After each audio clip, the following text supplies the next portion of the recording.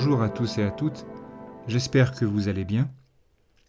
Petite lecture en ce début d'année sur le message du Bouddha par Mohan Wijayaratna, depuis le livre Les Entretiens du Bouddha. Mais avant tout, laissez-moi vous présenter mes vœux pour cette année. Laissez-moi vous remercier, toutes et tous, pour votre fidélité. Vous êtes toujours plus nombreux au fil des lectures. Le partage de cette chaîne ne fera qu'accroître les trésors du Dhamma. Pour toutes celles et tous ceux qui souhaitent approfondir leur chemin spirituel, leur quête de la vérité, mais aussi pour tous ceux qui ne savent pas et qui n'ont jamais entendu auparavant le Dhamma, comme nous l'étions par le passé. C'est à mon sens le partage, la générosité du cœur qui nous mènera vers des jours et un monde meilleur, j'en suis certain. Je souhaite à toutes et à tous une année pleine de joie, d'amour et de bienveillance, plus particulièrement à ceux et celles qui sont dans la souffrance, la maladie, la misère, la tristesse, le froid, la faim, le manque de chaleur humaine, la maltraitance. Je souhaite et j'apporte toute la chaleur de mon cœur à ceux qui sont seuls, sans parents ni famille, ni amis, ceux qui ont perdu des proches, ceux qui fuient leur pays. Je souhaite que nous soyons toutes et tous libérés de la souffrance, dans cette vie-ci ou celle d'après. Puissions-nous tous être heureux et en paix. Namo tassa bhagavato arahato samma sambuddhassa. Namo tassa bhagavato arahato samma sambuddhassa. Namo tassa bhagavato arahato samma sambuddhassa.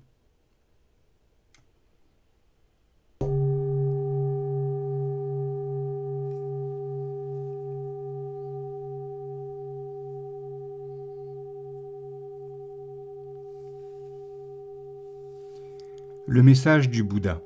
Introduction. Dans l'histoire de l'humanité, le Bouddha se présente assurément comme l'un des plus grands communicateurs pendant 45 ans, où il s'est adressé à des multitudes de personnes dans les pays où il voyageait et séjournait. Les rapports canoniques concernant ces entretiens comptent des milliers de pages. Lorsque le Bouddha est venu pour la première fois devant le public du pays des Magadha, il avait à peine 35 ans. Tout au début, aux yeux de certains dignitaires, il était trop jeune pour parler sérieusement des idéaux spirituels de haut niveau, car selon les traditions religieuses dominantes à cette époque, l'âge avancé d'un orateur était considéré comme un facteur très important, notamment dans le domaine de l'érudition. Le Bouddha a terminé sa vie à l'âge de 80 ans. De 35 ans jusqu'à la fin de sa vie, il parla. Même quelques minutes avant son dernier souffle, il dit « Posez vos questions. N'ayez pas de regrets plus tard en disant « Il était en face de nous. Pourtant, nous n'avons pas pu l'interroger face à face lorsqu'il était en vie. » Comme tout le monde gardait le silence, il dit à nouveau « Il est possible que vous ne posiez pas vos questions par respect à mon égard. Dans ce cas-là, demandez à un compagnon plus courageux de poser votre question en votre nom. » Les écritures canoniques rapportent que le Bouddha était constamment en voyage, sauf pendant les 3 mois de la saison des pluies. Le but principal de ces déplacements n'était autre que d'être disponible pour parler, discuter et être interrogé. Il parcourut de nombreuses fois le long trajet entre 2 villes, Savatthi, capitale du pays des Kosala, et Rajagaha, capitale du pays des Magadha. 2 villes distantes d'à peu près 600 km, rencontrant ainsi des personnes appartenant à tous les niveaux de la société contemporaine. Les écritures canoniques rapporte des discussions qu'il avait entamées avec des dirigeants politiques, des chefs militaires, des grands négociants, des brahmanes, des ascètes, des riziculteurs et même de simples villageois. La particularité du message. Par rapport au système philosophico-religieux de son époque, répandu largement dans le bassin moyen du Gange, la particularité de la position du Bouddha se situe dans plusieurs domaines. Selon les données des écritures canoniques, on peut les énumérer ainsi. Le Bouddha se présente comme un être humain qui a atteint l'éveil parfait, Samma Sambuddhi, par le développement de ses propres capacités intérieures, sans l'aide d'aucun maître, ni d'une haute autorité divine, ni d'un pouvoir extérieur, et sans suivre non plus un quelconque texte sacré. Le Bouddha n'est pas une incarnation divine. Il n'est pas non plus un messager envoyé par une autorité extraterrestre, et n'a pas de parenté avec une haute autorité céleste. Il n'est pas une sorte de poste-récepteur transmettant la parole divine, ni un prophète. En effet, il n'avait aucun compte à régler avec personne, ni aucune mission à accomplir au nom de quelqu'un d'autre. Mais c'est lui qui a voulu atteindre l'éveil. C'est lui qui a parcouru la voie avec succès, après avoir eu plusieurs égarements, puis, ayant atteint l'éveil, c'est lui qui, après une certaine hésitation, a décidé d'expliquer aux autres la voie qu'il avait parcourue vers cet éveil. Selon les écritures canoniques, le Bouddha est non théiste. Dans plusieurs sermons, il rejette la notion de création du monde par Brahma, une idée religieuse prédominante à l'époque. Les concepts tels que la grâce divine, la rédemption, etc., sont complètement étrangers à sa doctrine, puisqu'il parle de la valeur du progrès intérieur, tout en refusant les thèses théistes. Son enseignement constitue, d'une certaine façon, un athéisme spirituel. Le Bouddha est non révélationniste. Dans ses entretiens, il conteste l'autorité des Védas, les écritures sacrées de son époque, et il dénonce le concept même de révélation. Selon lui, on ne doit pas croire en une idée pour l'unique raison qu'elle se trouve dans un livre sacré, ou qu'elle fut prononcée par un maître renommé. Ainsi, sa doctrine se présente non pas comme une révélation venant d'en haut, mais comme une réalisation et une constatation atteinte par son propre courage, sa ténacité et une connaissance vécue. Le Bouddha est non ritualiste. Dans ses entretiens, il rejette la valeur des rituels, notamment dans le domaine du progrès intérieur. Il critique les sacrifices, et plus particulièrement les sacrifices d'animaux, pratiqués par les brahmanes. Dans son enseignement, il n'y a aucune prière adressée à un dieu, petit ou grand, ni à un bodhisattva divinité. Ainsi, dans le projet qu'il présente, il n'y a pas de prêtre, ni d'officiant, ni de sacrificateur, ni d'offrande, ni de rite purificatoire. Les concepts tels que le sacré, le profane sont exclus de sa doctrine. En revanche, il emploie largement les deux adjectifs ariya, littéralement noble, et anariya, littéralement ignoble.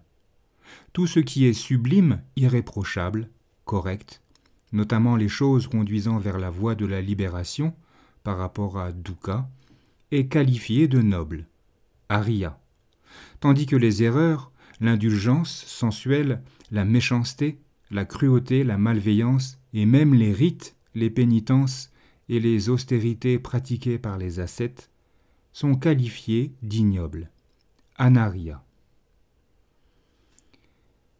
Sur le plan de la vie sociale, l'approche du Bouddha est égalitariste. Dans plusieurs sermons, il dénonce l'enseignement des brahmanes sur le système des castes selon lequel seuls les gens des hautes castes sont aptes à atteindre la pureté. Le Bouddha présente son objection à 2 niveaux. D'une part, il a parlé de l'absurdité de la théorie brahmanique concernant les castes. Et d'autre part, il démontre que les personnes des basses castes peuvent atteindre les diverses hautes étapes de la pureté et de la libération et devenir méritantes, arahat, à l'instar des gens des hautes castes. À l'égard des riches et des pauvres, son attitude était la même. Les textes canoniques rapportent comment il acceptait de la nourriture donnée non seulement par les maisons riches, mais aussi par les gens pauvres. Ainsi, son bol à aumône, utilisé uniquement pour accepter de la nourriture une fois par jour, mais jamais pour accepter de l'argent ou tout autre produit, fut non seulement le signe d'une vie modeste et d'une noble pauvreté, mais surtout un symbole d'amitié égale à l'égard de tous les êtres humains, sans aucune discrimination de caste, de classe, de famille ou de sexe. Cette ouverture doit être comprise dans le contexte socio-religieux de l'époque, dominé par les idées brahmaniques selon lesquelles mourir de faim était considéré comme plus digne que manger une nourriture donnée par quelqu'un d'inférieur ou d'inconnu. Le Bouddha rejette toutes sortes d'extrêmes. Son enseignement dénonce à la fois l'indulgence sensuelle et les mortifications corporelles. Dans le domaine pratique, sa doctrine condamne donc le mode de vie luxueux des bons vivants ainsi que le mode de vie rude des ascètes pratiquant des austérités. En effet, il propose une vie modeste et humble. Sur le plan doctrinal et philosophique, le Bouddha est également contre les théories extrêmes telles que rien n'existe et tout existe. Ainsi, les théories extrêmes telles que le monde existe ou le monde n'existe pas, et les spéculations telles que le monde est bon ou le monde n'est pas bon, sont complètement écartées. De même, il rejette d'une part la théorie éternaliste dite Sasatavada, selon laquelle l'existence de l'être individuel est éternelle, et à contrario, la théorie annihiliste dite Uketavada, selon laquelle l'existence de l'être individuel se termine à sa mort. Aussi, il rejette à la fois l'extrême idéalisme qui refuse toute valeur à la matière et le matérialisme extrême qui refuse toute valeur au mental. En évitant tous ces extrêmes, pour expliquer le déroulement des expériences et des choses, est présentée une analyse centriste, par excellence, sous le nom de Paticca Samuppada, la coproduction conditionnée.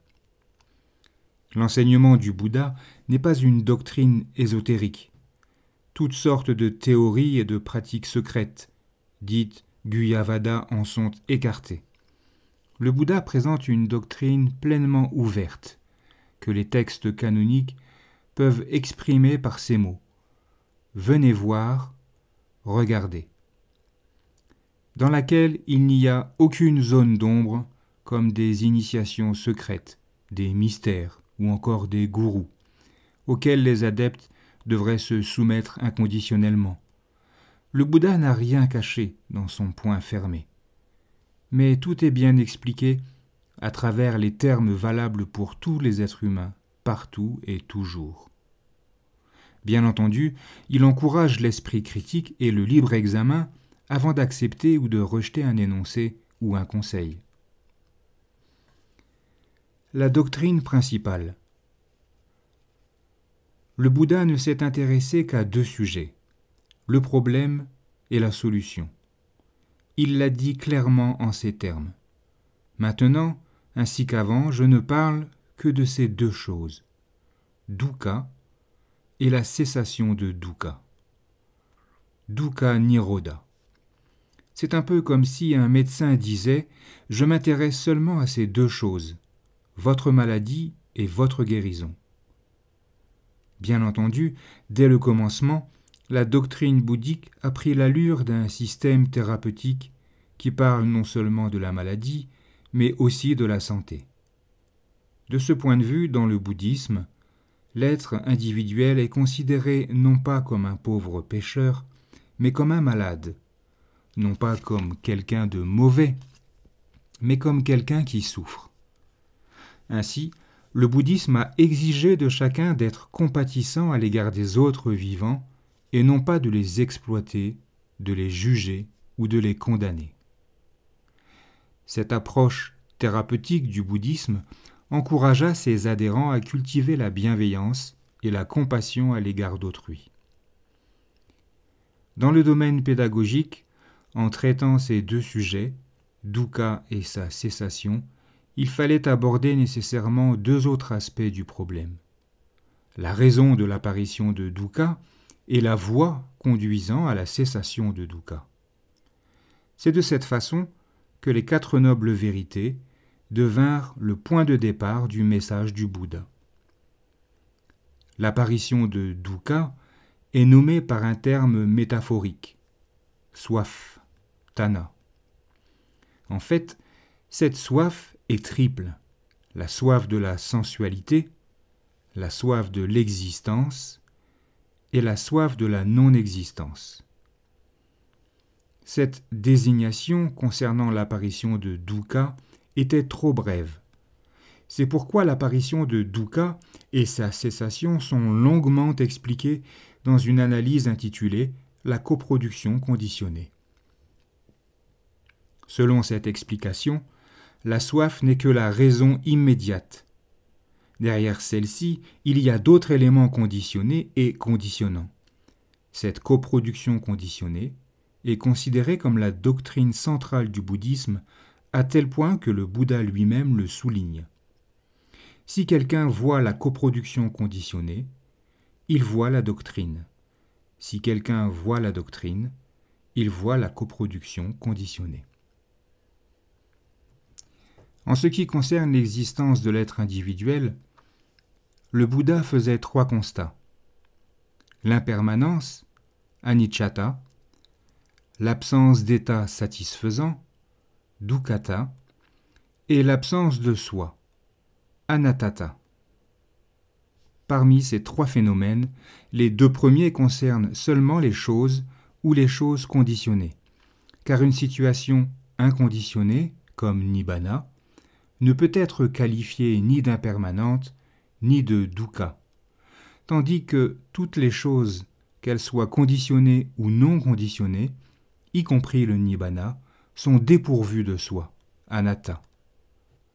Ainsi, le bouddhisme original rapporté dans les textes pali affirme non seulement l'absence de soi dans l'individu hypothétique, mais aussi l'absence de soi dans toutes les choses conditionnées ou non. Ces divers points de la doctrine sont longuement expliqués dans les sermons du Bouddha. Voilà pour la fin de ce petit message du Bouddha. Il me reste donc à vous souhaiter de belles méditations, de belles journées et surtout une belle année. Je vous dis à bientôt.